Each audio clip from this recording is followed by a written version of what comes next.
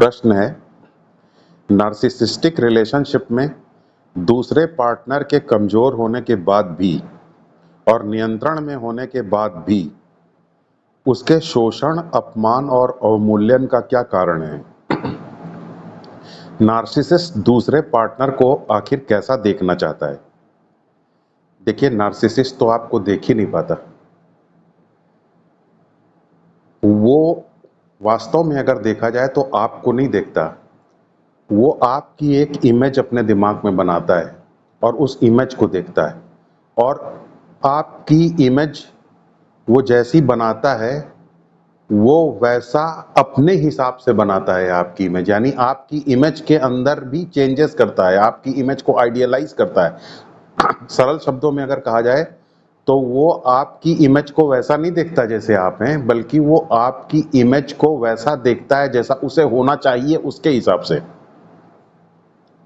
तो फिर आखिर वो आपकी कैसी इमेज बनाता है?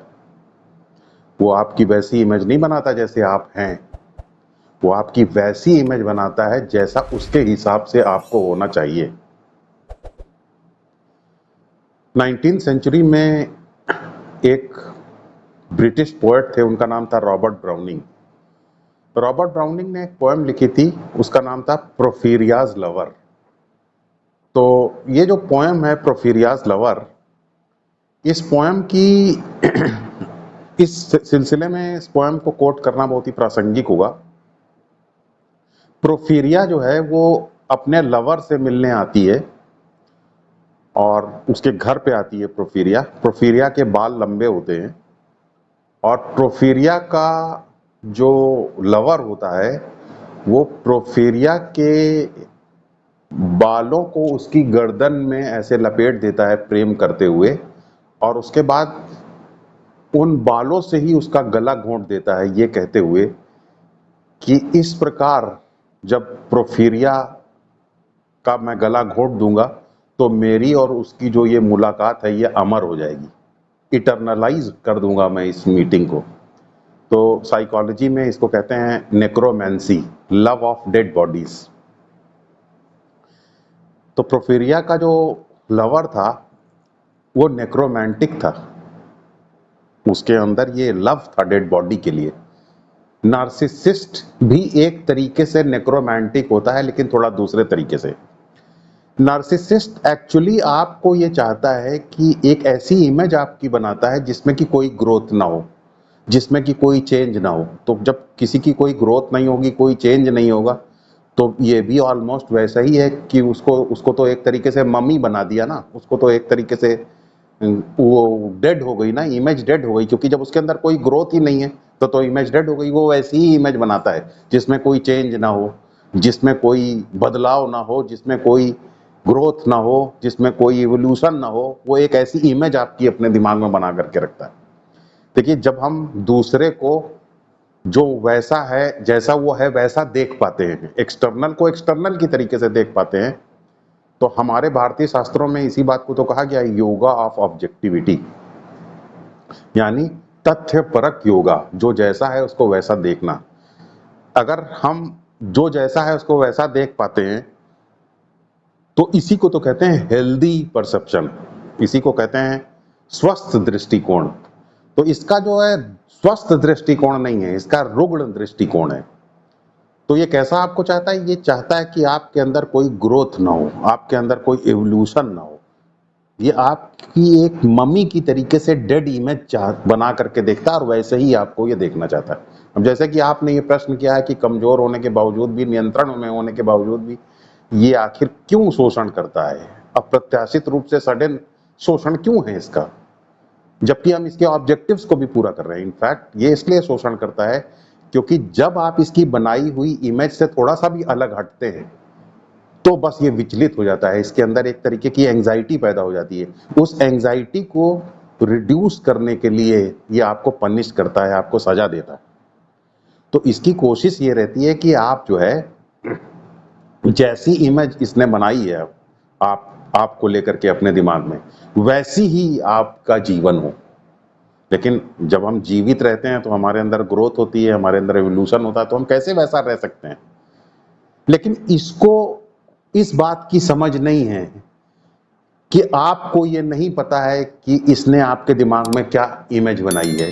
वास्तव में अगर देखा जाए तो इसी को कहते हैं सेल्फ अवेयरनेस का ना होना। सेल्फ अवेयरनेस का ना होने का मतलब ये नहीं है कि ये जानबूझ करके कोई काम नहीं करता है, ये तो सारी चीजें जानबूझ करके ही करता है। ये नार्सिसिस्टिक रिलेशनशिप में नार्सिसिस्टिक पार्टनर्स के बारे में ये एक बड़ी मिथ है कि वो जानबूझ करके काम नहीं करते क्योंकि उनके अंदर सेल्फ अवेयरनेस नहीं होती, वो जानबूझ के सब कुछ करते हैं। लेकिन उनका जानबूझ करके कुछ करना ऐसा है जैसे कि एक अंधा जानबूझ करके कुछ काम करता है। अंधा जानबूझ करके ही चलता है, अंधा जानबूझ करके ही सारे काम करता है, बस उसके अंदर अंधापन होता है। तो इसके अंदर भी ये अंधापन है कि इस बात को लेकर के ये अंधा है कि आपको ये कैसे पता होगा कि इसने आपके बारे में क्या इमेज बनाई है। ये इस बात को लेकर के पूरा इसका दिमाग ब्लैंक रहता है। इसीलिए ये आपको इतनी आसानी से पनिश कर पाता है, सजा दे पाता है, जब इसने जो इमेज अपने दिमाग में बनाई हुई है आप उस इमेज से जरा सा भी डेविएट होते हैं, उसे ये टॉलरेट नहीं कर पाता। और देखिए ये व्यक्ति जो होता है इसके अंदर एक कैरेक्टरिस्टिक फीचर है, और वो कैरेक्टरिस्टिक फीचर इसकी अकड़ है, इसके अंदर की जो ग्रैंडियोसिटी है, अपने आप को बहुत बड़ा समझना। ग्रैंडियोसिटी को लेकर के मैं आपको कुछ बातें बताना चाहता हूं। ये अकड़ जो है ये एक बड़ी ही मौत से जुड़ी हुई कुछ चीज है, डेथ से बहुत जुड़ी हुई चीज है। मैं आपको बताऊं, एक बार की बात है, कुछ वर्ष पहले मेरे साथ ही कुछ ऐसी घटना हुई जिस घटना में मुझे जो है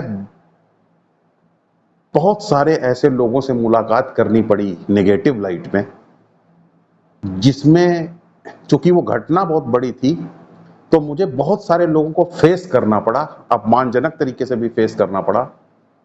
लेकिन वो बड़ी महत्वपूर्ण घटना थी। इनफैक्ट उस घटना के अंदर याद रखिए, अगर कोई घटना बहुत बड़ी होती है और अगर घटना बुरी हो तो उसका एक बहुत बड़ा फायदा होता है, और वो फायदा ये है कि अचानक थोड़ी देर के लिए वो घटना जो है पर्दा हटा देती है सबके चेहरे के सामने से। वरना वो पर्दा हटता नहीं है जल्दी, सामान्य जीवन में वो पर्दा नहीं हटता। लेकिन अगर आपके अंदर एक ऑब्जर्विंग माइंड है तो थोड़ी देर के लिए बस वो पर्दा हटता है, एक क्षण के लिए बस वो पर्दा हटता है, और जैसे ही वो पर्दा हटता है वो तुरंत आप शकल देख लेते हैं कि अंदर क्या है। जैसे श्री कृष्ण भगवान ने महाभारत के युद्ध में कहा था ना कि इस युद्ध में सब लोग ये देखेंगे कि धर्म क्या है, क्योंकि थोड़ी देर के लिए युद्ध जो है वो हमारी नॉर्मल लाइफ को डिसरप्ट कर देता है, तो पर्दा हट जाता है, पर्दा हटने पे सब कुछ दिखाई दे जाता है। तो जब पर्दा अचानक हटा तो मैंने 8 लोगों के अंदर नार्सिसिज्म को देखा बहुत ही क्लियरली। और उस नार्सिसिज्म में मैंने एक बहुत आश्चर्यजनक पहलू देखा, वो ये था कि मैं उनको 10, 15, 20 साल से जानता हूं उन लोगों के अंदर, और 15 से 20 साल के अंदर बाहरी दुनिया में उन्होंने बहुत तरक्की की, लेकिन अंदरूनी दुनिया में उनकी ग्रोथ कोई बिल्कुल जीरो ग्रोथ है। यानी उनके अंदर कोई ग्रोथ नहीं हुई, वो बिल्कुल वैसे ही हैं जैसे 15 साल पहले थे, 20 साल पहले थे, वैसे ही आज भी हैं। उन्होंने बहुत कुछ जाना, बहुत कुछ सीखा, लेकिन उनके अंदर कोई ग्रोथ नहीं हुई, वो एकदम वैसे ही हैं जैसे कि 20 साल पहले थे। इसे कहते हैं डेथ। डेथ कोई और चीज नहीं है। मैंने एक बार एक मिस्ट्री स्कूल में एक स्टेटमेंट पढ़ा था जो बड़ा सिग्निफिकेंट है। मिस्ट्री स्कूल में ये कहा जाता था कि आप समझते हैं कि कोई आदमी, जिंदा आदमी एक्सीडेंट में मारा गया, ये बात सब लोग देख पाते हैं कि एक जिंदा आदमी एक्सीडेंट में मारा गया, लेकिन ये बात बहुत कम लोग देख पाते हैं कि ज्यादातर लोग तो पहले से ही मरे हुए थे, वो जिंदा सिर्फ एक्सीडेंट्स की वजह से। यानी कहने का मतलब है लोग एक्सीडेंटली जीवित रहते हैं, वरना मर तो वो बहुत पहले ही चुके हैं। अकड़ एक ऐसी चीज है, अकड़ या ग्रैंडियोसिटी आदमी को बहुत पहले ही मार देती है, वो जीवित तो सिर्फ एक्सीडेंटली ही रहता है। और ये ग्रैंडियोसिटी जो है, अकड़ जो है, ये नार्सिसिस्ट को मार देती है। वो एक डेड कॉर्प्स की तरीके से हो जाता है, और जब वो एक डेड कॉर्प्स की तरीके से हो जाता है, उसको ये ग्रैंडियोसिटी, अकड़ उसकी मार देती है। इस सेंस में भी आप कह सकते हैं कि मार देती है कि उसके अंदर कोई ग्रोथ नहीं होती, उसके अंदर कोई खुद इवोल्यूशन नहीं होता। नार्सिसिस्ट जो है इस डेथ को बड़ी शिद्दत से महसूस करता है, हालांकि वो इसको रिकॉग्नाइज नहीं कर पाता कि ये किस तरीके की चीज है। लेकिन मैं आपको बताऊं कि ये वो ये ऐसा सोचता है कि ये ग्रैंडियोसिटी उसका एक वेपन है, उसका एक हथियार है, जिस हथियार के माध्यम से वो सामाजिक बेड़ियों को तोड़ेगा और सामाजिक बेड़ियों को तोड़ करके आजादी प्राप्त करेगा या सामाजिक बेड़ियों को तोड़ करके स्वतंत्रता प्राप्त करेगा। तो एक तरीके से देखा जाए तो इसी अकड़ के माध्यम से, इसी बड़े होने के माध्यम से, ग्रैंडियोसिटी के माध्यम से वो अपनी स्वतंत्रता प्राप्त करने के लिए युद्ध करता है। वो एक स्वतंत्रता सेनानी है, एक रुग्ण स्वतंत्रता सेनानी है वास्तव में, अगर आप देखें। और उसका इनर एक्सपीरियंस या इनर परसेप्शन कुछ इस तरीके का है, जैसे एक बहुत बड़े फ्रेंच फिलोसोफर थे, उनका नाम था मिशेल फूको। मिशेल फूको ने मैडनेस के ऊपर काफी काम किया है। मैडनेस यानी पागल का, एक पागल का क्या पर्सपेक्टिव होता है, पागल का क्या दृष्टिकोण होता है, पागल का क्या परिप्रेक्ष्य होता है, इसके बारे में कुछ वैल्यूएबल इंसाइट्स जो है मिशेल फूको ने दी। तो वो कहते हैं कि अगर पागल जैसे सड़क पे कपड़े उतार देता है तो दूसरे लोग ये समझते हैं कि इसने कपड़े उतार दिए इसलिए ये पागल। लेकिन पागल ऐसा नहीं समझता, पागल ऐसा सोचता है कि चूंकि मैंने कपड़े उतारे हुए हैं इसलिए एक कपड़ा उतारना एक नॉर्मल बिहेवियर है, और जितने लोगों ने कपड़े पहने हुए हैं वो सब लोग पागल हैं। पागल दूसरे को दूसरे उसको पागल समझते हैं, पागल दूसरे लोगों को पागल समझता है। एकदम एग्जैक्टली सेम सिचुएशन नार्सिसिस्ट के साथ भी। नार्सिसिस्ट अपनी अकड़ और अपनी ग्रैंडियोसिटी के बल पर ऐसा महसूस करता है जैसे कि उसका बिहेवियर ही नॉर्मल बिहेवियर है और बाकी लोगों का बिहेवियर एक एबरेशन है, बाकी लोगों का बिहेवियर भी वैसा ही होना चाहिए जैसा कि वो चाहता है। जीवन को जैसा वो है, जैसा वो चाहता है, वैसा ही दूसरे लोगों को होना चाहिए। लेकिन नार्सिसिस्ट का जीवन कैसा है? जब आप अंदर से मृत हो जाएं, आपके अंदर कोई ग्रोथ ना हो, आप हमेशा अकड़ में रहें, कुछ भी बदले ना, आपके अंदर बदलाव ना हो, तो क्या होगा? आप अकेले पड़ जाएंगे, क्योंकि डेथ जो है उसमें तो हमेशा अकेलापन होता है। तो जब आप अकेले पड़ जाते हैं तो अकेले आप रह नहीं सकते हैं, तो आप क्या काम करेंगे? आपको कोई साथी चाहिए। लेकिन मौत की उस मुकाम पर या मौत के उस इनर अनुभव पर, आंतरिक अनुभव में कोई जीवित व्यक्ति तो पहुंच नहीं सकता। इसलिए ये नार्सिसिस्ट अपनी ग्रैंडियोसिटी, अपने टॉर्चर से एक डेड रिलेशनशिप को पैदा करता है। नार्सिसिस्ट हमेशा डेड रिलेशनशिप चाहता है। नार्सिसिस्ट जिससे प्रेम करता है उसके बारे में ये जानता है कि मैं उससे प्रेम नहीं करता हूं, फिर भी प्रेम करता है, क्योंकि वो डेड रिलेशनशिप ही रख सकता है सिर्फ।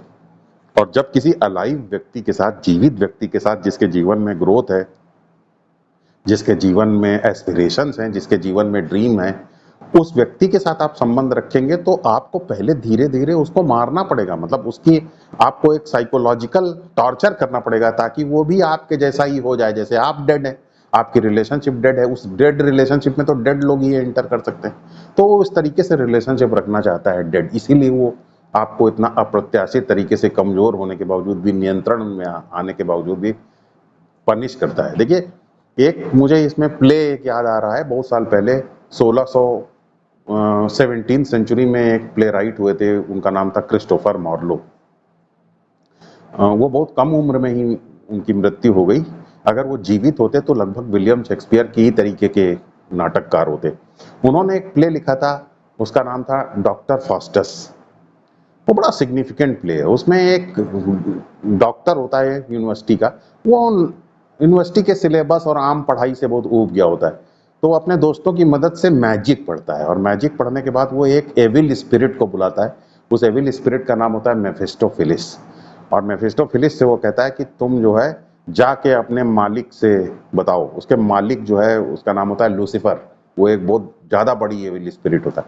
तो कहता है जाओ कि अपने मालिक से बताओ कि 24 साल के लिए तुम मेरे लिए काम करोगी और उसके बदले मैं तुम्हारे मालिक को अपनी आत्मा दे दूंगा। तो जब मेफिस्टोफिलिस जाता है, अपने उसको बताता है लूसीफर को, तो लूसीफर कहता है हाँ ठीक है, मुझे ये डील है, इससे मैं एग्री हूँ। उसका मेफिस्टोफिलिस आ जाता है। मेफिस्टोफिलिस उसके जैसा डॉक्टर फास्टस कहता है वैसा मेफिस्टोफिलिस करता है। तो इस तरीके से मेफिस्टोफिलिस उसको जगह जगह ले जाता है, बहुत इधर उधर घुमाता है, और उसके बाद फाइनली जो है वो दिन आता है जब 24 साल पूरे हो जाते हैं, तो लूसीफर और मेफिस्टोफिलिस आते हैं डॉक्टर फास्टस की आत्मा को लेने के लिए। तो बहुत रोता है, बहुत ही डरता है, बहुत चिल्लाता है, बहुत रिमॉर्स उसके अंदर होता है, बहुत पश्चाताप करता है वो। आखिर में वो प्ले खत्म हो जाता है और वो डॉक्टर फास्टस का अंत हो जाता है उसी पश्चाताप में। तो जो ये डील होती है 24 साल वाली, इस डील में क्या होता है? डील में डॉक्टर फास्टस अपनी आत्मा को लूसीफर को दे देता है, उसके बाद सर्विसेज लेता है। वैसा ही एग्जैक्टली इस रिलेशनशिप में है। अपने जीवन को दे करके ही इस रिलेशनशिप में कोई डील हो सकती है। यानी जीवन को देने का मतलब ये नहीं है कि अब मर जाएं। जीवन को देने का मतलब ये है कि आपने जो आपके अंदर जो क्वालिटीज हैं, आपके अंदर जो अच्छाइयां हैं, आपके अंदर जो एजुकेशन है, उन सबको सेक्रीफाइस करना पड़ेगा। आप जो हैं वैसे आप उसको स्वीकार्य नहीं हैं। आप उसको वैसे स्वीकार्य हैं जैसे आप नहीं हैं। तो फिर तो आप नहीं हुए, आप कहां रहे? क्योंकि आप तो वैसे उसको स्वीकार्य हैं ही नहीं जैसे आप हैं। तो जब आप जैसे हैं वैसे स्वीकार्य नहीं हैं, तो आप वैसे उसको स्वीकार्य हैं जैसे आप नहीं हैं, तो आप नहीं जैसे हैं तो आप डेथ जैसे ही हैं। तो इस सेंस में डेथ की बात हो रही है। तो कहने का मतलब ये है कि ये एक डील है। इस डील में प्रेम वो तभी देगा जब आप एकदम मृतप्राय हो जाए। तो वो जो आपने अंदर इमेज बनाए हुए है, उसी इमेज से जब आप डेविएट होते हैं तो वो आपका शोषण करता है। और देखने का उसका तरीका, ये रिलेशनशिप रखने का तरीका ये वैसा ही है जैसे कि एक मृत प्राय रिलेशनशिप में एक मृत प्राय व्यक्ति संबंध रखना चाहता हो। अब जहां तक इससे उबरने का तरीका है, तो मैं आपको बता दूं एक बहुत ही महत्वपूर्ण बात, इसको समझ लीजिए कि नार्सिसिज्म जो है वो डायबिटीज की तरीके से है। अगर शुगर के ऊपर कंट्रोल कर लिया तो डायबिटीज कोई बीमारी नहीं है। वैसे ही नार्सिसिज्म में अगर आपने अपनी विक्टिम आइडेंटिटी को कंट्रोल कर लिया, विक्टिम आइडेंटिटी आपने अगर नहीं रखी, तो नार्सिसिज्म का कोई असर नहीं पड़ेगा। It is not a disorder any more for you. आपके लिए फिर ये कोई डिसऑर्डर नहीं है। अगर आपने अपनी विक्टिम आइडेंटिटी को रोक लिया तो नार्सिसिज्म का असर खत्म हो जाएगा। तो अपने अंदर जब वो नेगेटिव इमोशंस आपके अंदर इंड्यूस करता है, आपके अंदर अंदरूनी रिएक्शन जब पैदा करता है, आपको जब ये विचलित करने की कोशिश करता है, तो आपके अंदर विक्टिम आइडेंटिटी पैदा करने की कोशिश करता है, अगर उसको आपने अंदरूनी रिएक्शन को कंट्रोल कर लिया तो आपके लिए नार्सिसिज्म, आप इसके ऊपर विजय प्राप्त कर सकते हैं। अब बहुत से लोग कहते हैं कि अरे नार्सिसिस्ट तो आपको मजबूर करता रहेगा, रिएक्ट करने के लिए मजबूर करता रहेगा जब तक कि आप रिएक्ट ना कर दें।